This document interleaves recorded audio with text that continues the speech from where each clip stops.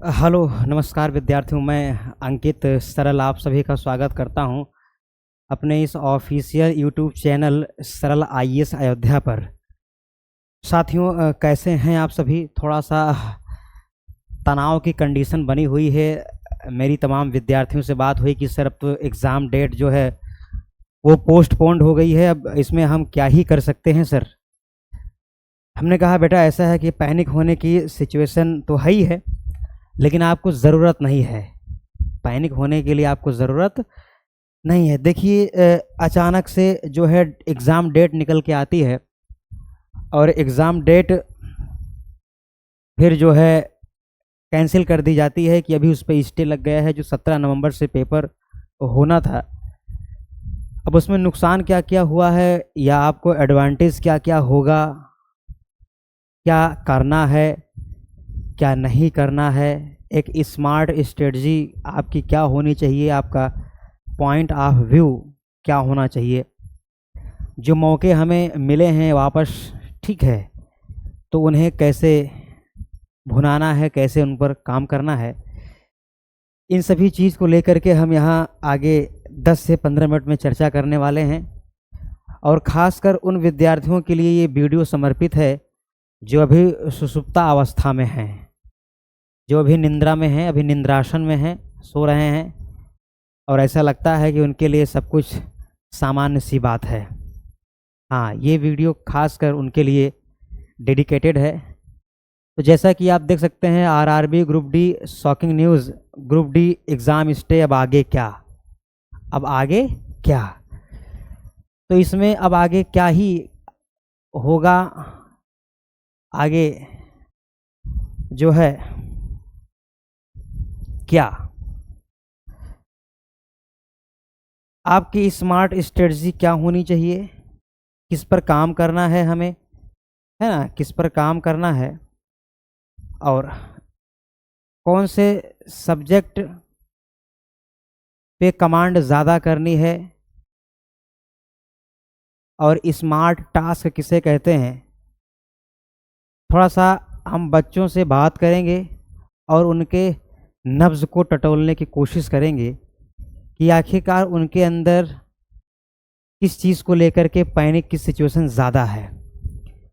देखिए, एक सिंपल सा फार्मूला होता है, मैं अक्सर बैच में बताता हूँ, मैं अपने यहाँ भी बताता हूँ। एलआरपी जो काम करता है वो काम करता है सरल LRP method, LRP method, LRP method काम करता है।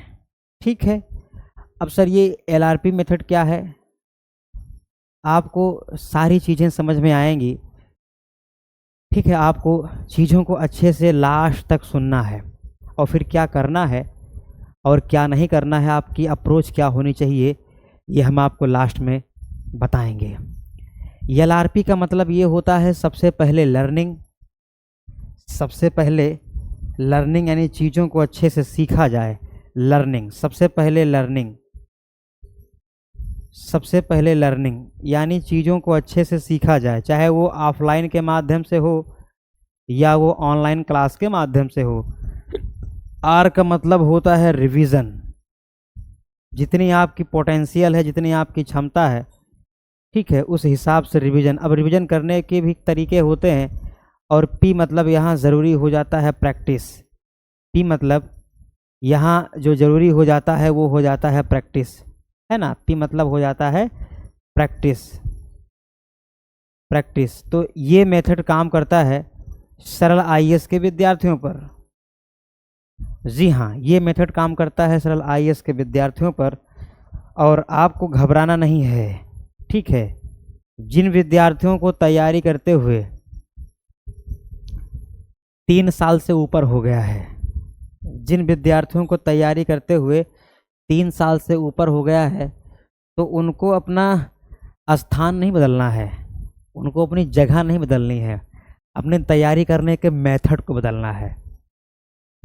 समझ रहे हैं, अपने तैयारी करने के मेथड को बदलना है। हम खासकर रेलवे के एग्ज़ाम की बात करने जा रहे हैं, ठीक है, रेलवे ग्रुप डी की, यानी आरआरबी ग्रुप डी की, आरआरबी ग्रुप डी की। इस पेपर का नेचर समझना बहुत इम्पॉर्टेंट हो जाता है हमारे लिए।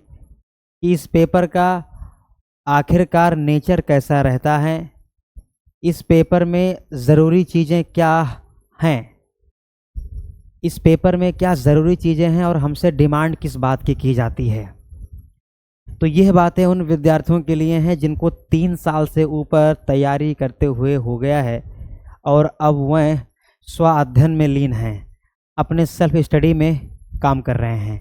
पहली बात तो उनको मैं ये चीज़ बता दूं कि इसमें जो मैथमेटिक्स का पोर्शन होता है मेरे भाई, इसमें जो पोर्शन मैथमेटिक्स का होता है, ठीक है, इसमें जो पोर्शन मैथमेटिक्स का होता है, जो मैथ्स का पोर्शन होता है, जो रीजनिंग का पोर्शन होता है, जो रीजनिंग का पोर्शन होता है, रीजनिंग का पोर्शन होता है, जो जनरल साइंस का पोर्शन होता है, जनरल साइंस का पोर्शन होता है, चीज़ों को ध्यान से समझिएगा, और जो जीके जीएस का पोर्शन होता है, जो जीके जीएस का पोर्शन होता है। अभी हाल ही में 3 दिन पहले आरआरबी एनटीपीसी का प्रीलिम्स का रिजल्ट आया है और हमारे यहाँ लाइब्रेरी में करीब 6 से 7 विद्यार्थियों ने पेपर में भाग लिया था और उनका कुछ नंबर से रुक गया।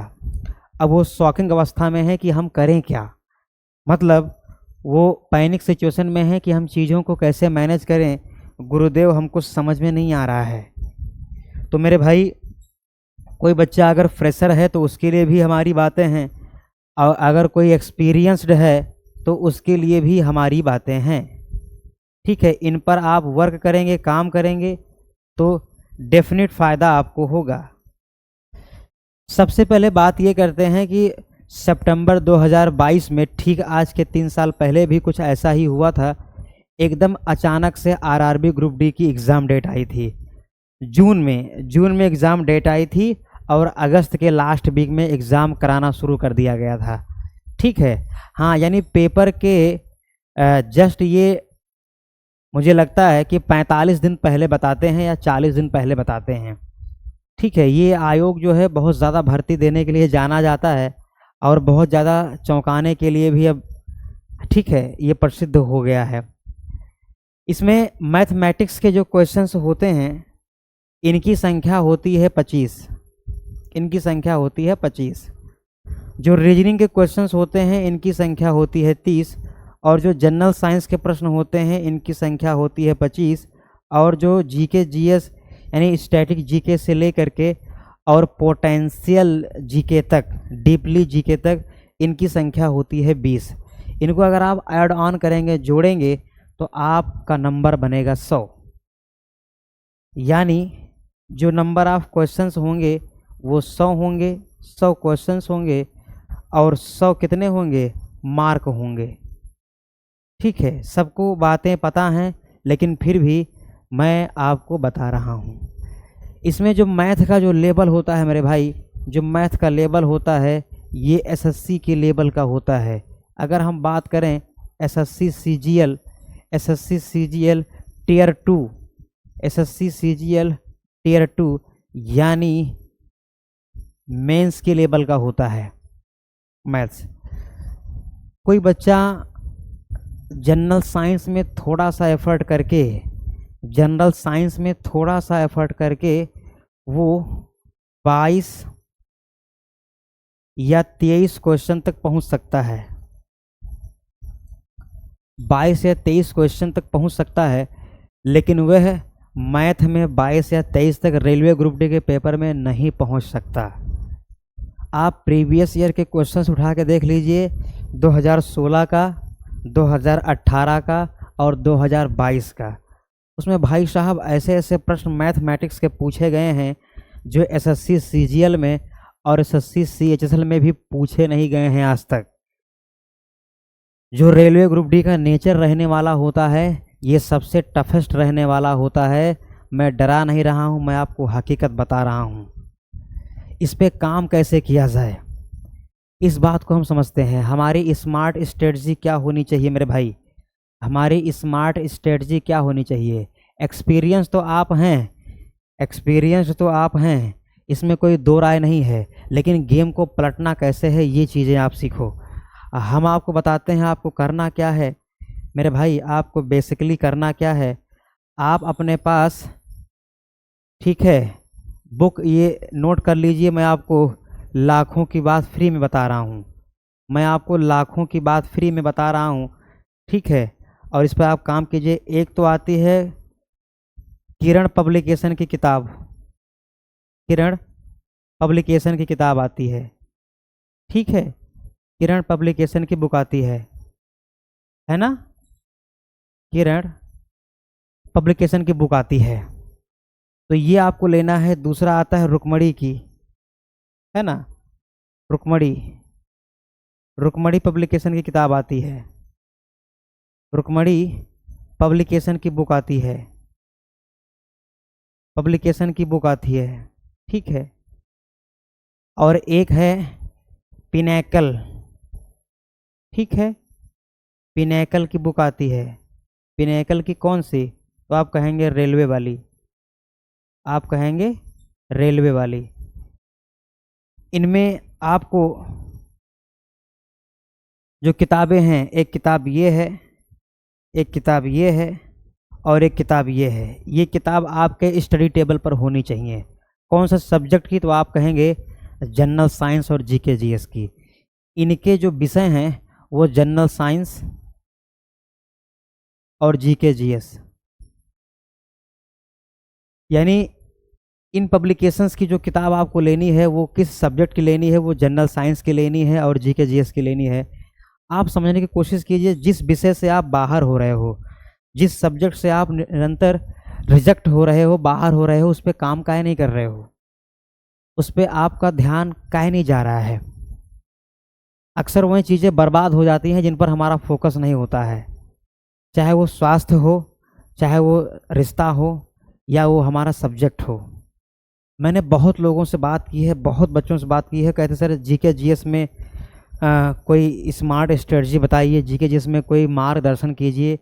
तो मेरे भाई, इसमें होता क्या है कि पहले हमको ये टेंडेंसी देखनी पड़ती है कि प्रीवियस ईयर में क्या पूछा गया है, कहाँ से पूछा गया है, और जो आगामी परीक्षा है इसका नेचर क्या है, इसका ट्रेंड क्या क्या क्या क्या कैसे कैसे चला आ रहा है। मैं फिर इस बात को दोहराता हूँ, कोई भी बच्चा रेलवे ग्रुप डी के पेपर में मैथ में 25 क्वेश्चंस में 22-23 सही नहीं कर पाएगा, लेकिन वो जनरल साइंस में 22-23 तक वो पहुँच सकता है हल्का सा एफर्ट लगा करके। इस पेपर में इनका और इनका लेवल बराबर कर दिया गया है, समझ रहे हैं। तो रेलवे ग्रुप डी को जो भी हल्के में लिया है, आज तक नाम ग्रुप डी है, इसका पेपर बहुत स्मार्ट होता है। और उस हॉट कुर्सी पर आप जब बैठते हैं एग्ज़ाम हॉल में, हॉट कुर्सी पर आप जब बैठेंगे तो आपके साथ तमाम जिम्मेदारियां भी बैठेंगी, समझ रहे हैं, आपके साथ तमाम जिम्मेदारियां भी बैठेंगी। तो अभी पेपर के लिए लंबा वक्त है। जो 17 नवंबर से पेपर होने वाला था उसमें एक आधा महीना आप जोड़ दीजिए, उसको 17 दिसंबर बना दीजिए या 15 दिसंबर बना दीजिए, ठीक है। इसी साल आपका पेपर स्टार्ट होगा, 2026 नहीं लगेगा। हो सकता है कि आयोग बहुत ज़्यादा सुस्ती दिखाए तो जनवरी में कराए, जनवरी में प्रारंभ कराए, लेकिन बहुत ज़्यादा रेयर चांसेस हैं कि एक आधे महीने, जो डेट हमको, जो तारीख मिली थी, जो डेट हमको मिली थी, उससे एक आधे महीने ही पेपर आगे बढ़ेगा। तो उस पर आपको काम करना है सिर्फ 2 विषय पर। एक तो है आपका जनरल साइंस और दूसरा है जीके जीएस। इसके लिए मैंने आपको स्मार्ट्स बुक बता दिए हैं, इन बुक को आप लेकर के आइए और सिलसिलेवार तरीके से एक तरफ से पढ़ना शुरू कीजिए, ठीक है। बाकी हम आपके लिए क्या कर रहे हैं, हम आपके लिए क्या कर रहे हैं मेरे भाई, आप जितने भी भाई बंधु या दर्शक हमें देख रहे हैं, ठीक है, उनको एक काम करना है, उनको सरल सरल आईएएस अयोध्या, उनको सरल आईएएस अयोध्या, ठीक है, सरल आईएएस अयोध्या, ये अपना यूट्यूब चैनल है और यही नाम है ऐप का, एप्लीकेशन का, सरल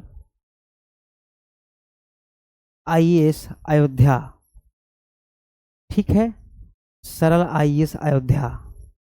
यानी आप देखेंगे, चीज़ों को आप समझेंगे, है ना। हाँ, तो इसमें आपको मिलेगा ये चीज़ें काफ़ी मदद करेंगी। आप पहले खुद से पढ़ने की कोशिश करेंगे। ये है यूट्यूब चैनल,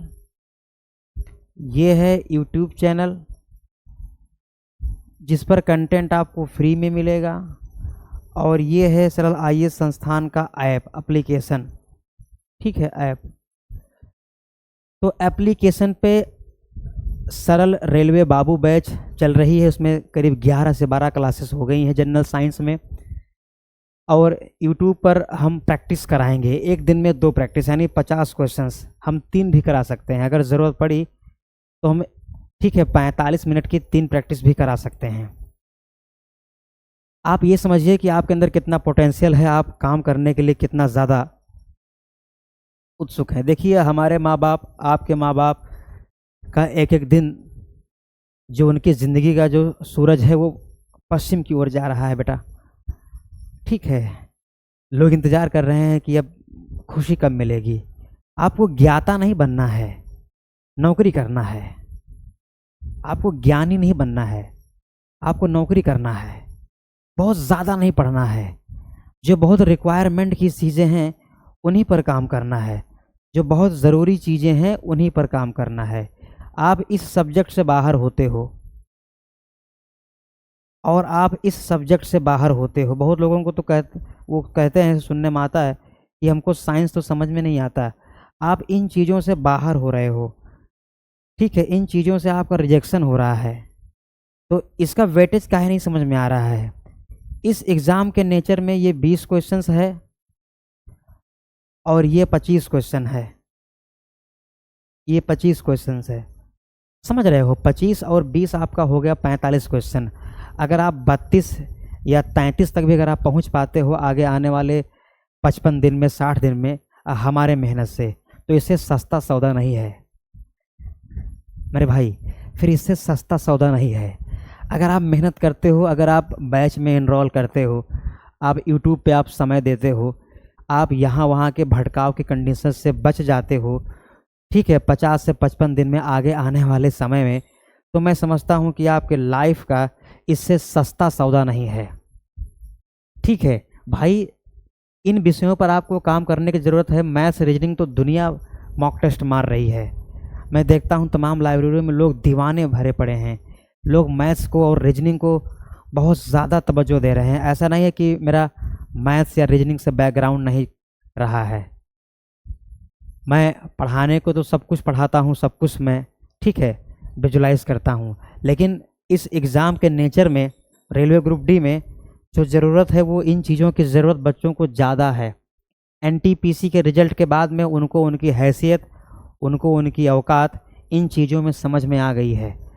और गलती उनकी भी है, जो चीज़ें उनको समझ में आती नहीं उस पर समय नहीं देते या कम देते हैं। बात समझ में आ रही है। तो आपको 2 काम करना है। एक, एप्लीकेशन पे क्लासेस चल रही हैं, 99 रुपये का वो बैच है, नाम मात्र के लिए। कितने का?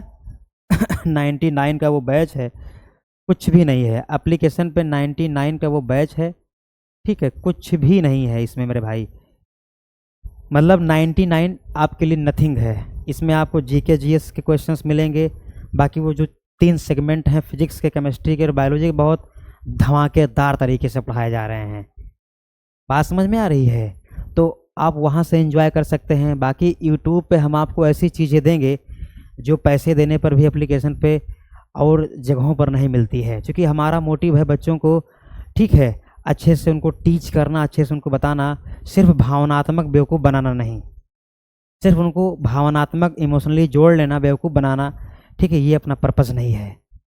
चीज़ें क्लियर हो रही हैं? तो आपको स्मार्ट स्ट्रेटजी पे काम करना होगा। और मैं फिर आपको एक चीज़ याद दिला दूं मेरे भाई, जगह बदलने से चीज़ें बदल नहीं जाएंगी। आप उसी लाइब्रेरी में पढ़िए जहां आप पढ़ते हो, ठीक है। आप थोड़ा सा मार्गदर्शन ऐसे लोगों से लीजिए जो स्वयं सेलेक्टेड हों या एग्ज़ाम हॉल का प्रेशर झेले हों। मैं फिर कहता हूँ कि तैयारी करने के लिए कभी भी सस्ता नशा नहीं करना चाहिए।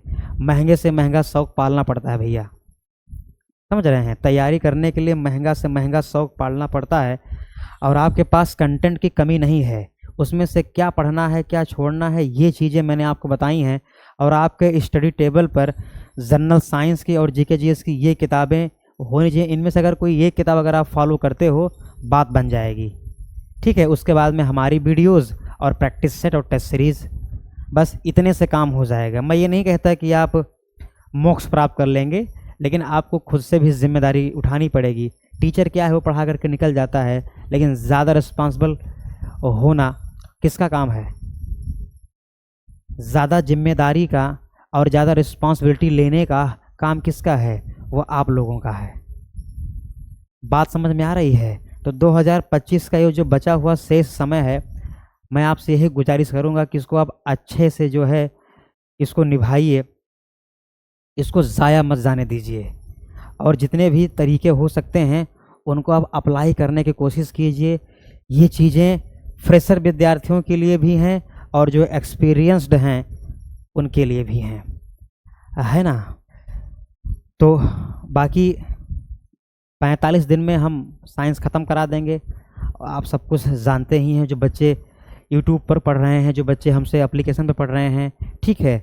आप उन बच्चों को प्रमोट कीजिए जो भी जान नहीं रहे हैं, है ना? ठीक है? तो पैनिक की सिचुएशन से आपको बाहर निकलना है, अफवाहों से आपको बचना है और अपने पढ़ाई पे फोकस करते रहना है, ठीक है? जो चीज़ें आपकी वीक हैं उनको स्ट्रॉन्ग करने की ज़रूरत है भाई। बाकी मैं हमेशा समर्पित रहता हूँ आपके लिए, हमेशा, ठीक है? ये अपना इंक्वायरी नंबर है और अगर कोई दिक्कत आती है आप सीधे कांटेक्ट कर सकते हैं। कोई दिक्कत अगर आती है आप सीधे कांटेक्ट कर सकते हैं, ठीक है? हम और हमारे